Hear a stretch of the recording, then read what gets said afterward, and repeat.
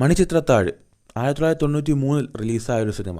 മലയാള സിനിമയിലെ എക്കാലത്തെയും മികച്ച സിനിമകളിലൊന്ന്, ഇല്ലെങ്കിൽ മലയാളത്തിലൊരു കൾട്ട് ക്ലാസിക് സ്റ്റാറ്റസ് കൊടുത്തിട്ടുള്ള ഒരു സിനിമയും കൂടെയാണിത്. ഈ സിനിമ ഇപ്പോൾ 4Kയിൽ റിലീസാകാൻ പോവുകയാണ്. ഏതാനും ദിവസങ്ങൾക്കകം ഈ സിനിമ 4Kയിൽ നമുക്ക് കാണാൻ കഴിയും. ഈ സിനിമ മലയാളത്തിൽ മാത്രമല്ല, ഇന്ത്യയിൽ മറ്റുള്ള ഭാഷകളും റീമേക്ക് ചെയ്തു. അവിടെയെല്ലാം തന്നെ ഹ്യൂജ് സക്സസ് സിനിമയ്ക്ക് ഉണ്ടാക്കാൻ കഴിഞ്ഞിട്ടുണ്ടായിരുന്നു.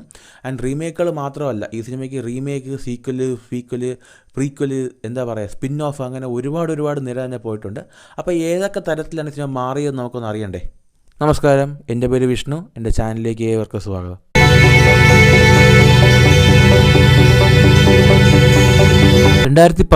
മലയാളികളുടെ സ്വന്തം പ്രിയദർശൻ ഗീതാഞ്ജലി എന്ന പേരിൽ ഡോക്ടർ സണ്ണിയെ വെച്ച് ഒരു സ്പിൻ ഓഫ് ട്രൈ ചെയ്തിട്ടുണ്ടായിരുന്നു.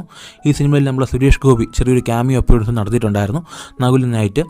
ആൻഡ് ഈ പടത്തിൻ്റെ കഥ എന്താ എന്നുള്ള കാര്യം പ്രേക്ഷകരെ നിങ്ങൾക്ക് തന്നെ അറിയാം. തീർച്ചയായിട്ടും താഴെ കമൻറ്റ് ചെയ്യുക. ആൻഡ് ഈ പടത്തിൻ്റെ ഒരു ഗുണമായിട്ട് ഞാൻ കരുതുന്നത്, കീർത്തി സുരേഷിനെ പോലെ ഒരു ആക്ട്രസിനെ ഈ പടത്തിലൂടെ ഇൻട്രൊഡ്യൂസ് ചെയ്തിട്ടുണ്ടായിരുന്നു. 2004 മണിച്ചിത്രത്താഴ് എന്ന സിനിമ റിലീസായി 11 വർഷങ്ങൾക്ക് ശേഷം തമിഴ് ഡയറക്ടറും ആക്ടറുമായിട്ടുള്ള പി വാസു മണിച്ചിത്രത്താഴ് എന്ന സിനിമയെ അപ്തമിത്ര എന്ന പേരിൽ 2004 കന്നഡയിലേക്ക് റീമേക്ക് ചെയ്തു. ഇതൊരു എക്സാക്ട് റീമേക്ക് എന്ന് പറയാൻ കഴിയത്തില്ല. അദ്ദേഹം ഒരുപാട് മാറ്റങ്ങൾ സിനിമയിൽ വരുത്തിയിട്ടുണ്ടായിരുന്നു.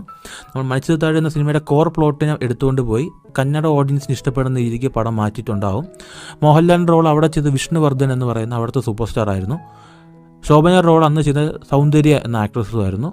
കന്നഡയിൽ ഈ പടം നോക്കിയാൽ ബ്ലോക്ക് ബസ്റ്റർ ഹിറ്റായിരുന്നു. അവിടെയും ഒരു വർഷം ഈ സിനിമ തകർത്തോടി. ഇപ്പോഴും കന്നഡയിൽ വളരെ വലിയൊരു ഫാൻ ബേസ് ഉള്ളൊരു സിനിമയും കൂടിയാണിത്. 2005 പി വാസു എന്ന അപ്തമിത്ര എന്ന സിനിമയെ തമിഴിലേക്ക് റീമേക്ക് ചെയ്തു. ഈ പടം തെലുങ്കിലേക്കും ഡബ് ചെയ്തിട്ടുണ്ടായിരുന്നു. തമിഴിൽ ചന്ദ്രമുഖി എന്ന പേരിൽ സൂപ്പർ സ്റ്റാർ രജനീകാന്ത്, പ്രഭു, ജ്യോതിക എന്നുള്ള വലിയൊരു ഹ്യൂജ് സ്റ്റാർകാസ്റ്റിൽ 2005 ഈ പടം റിലീസ് ചെയ്തിട്ടുണ്ടായിരുന്നു.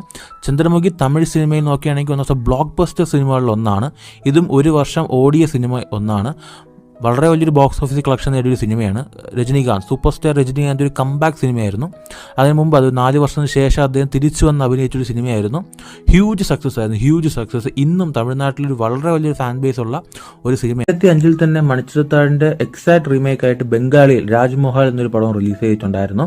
അതുപോലെ തന്നെ 2007 നമ്മുടെ സ്വന്തം പ്രിയദർശൻ അക്ഷയ് കുമാർ വിദ്യാബാലനെ വെച്ച് മണിച്ചിത്രത്താഴ് എന്ന സിനിമ ഹിന്ദിയിലേക്ക് റീമേക്ക് ചെയ്തിട്ടുണ്ടായിരുന്നു, ഭൂത് ബുലയ്യ എന്ന പേരിൽ. അതൊരു മാസീവ് ഹിറ്റായിരുന്നു.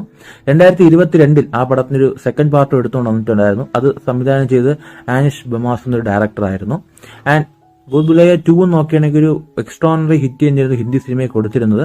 എസ്പെഷ്യലി ആ കോവിഡ് സമയത്ത് കഴിഞ്ഞിട്ട് തിയേറ്ററിൽ ആളൊക്കെ എത്തിയൊരു സിനിമയും കൂടെ ആയിരുന്നു. ഈ ഭൂത് ബുലയ്യ എന്ന സിനിമയ്ക്ക് ഒരു തേർഡ് പാർട്ടും കൂടെ ഉണ്ട്. അത് 2024 റിലീസാവുമെന്നാണ് പറഞ്ഞിരിക്കുന്നത്. 2010 പി വാസു എന്ന ഡയറക്ടർ, അദ്ദേഹം 2004 എടുത്ത കന്നഡ ചിത്രമായ അപ്തമിത്രയ്ക്ക് ഒരു സെക്കൻഡ് പാർട്ട് എന്ന രീതിയിൽ അപ്തരക്ഷക എന്നൊരു പടം റിലീസ് ചെയ്യുന്നു. അത് കന്നഡയിൽ ഹ്യൂജ് സക്സസ് ആവുന്നുണ്ട്.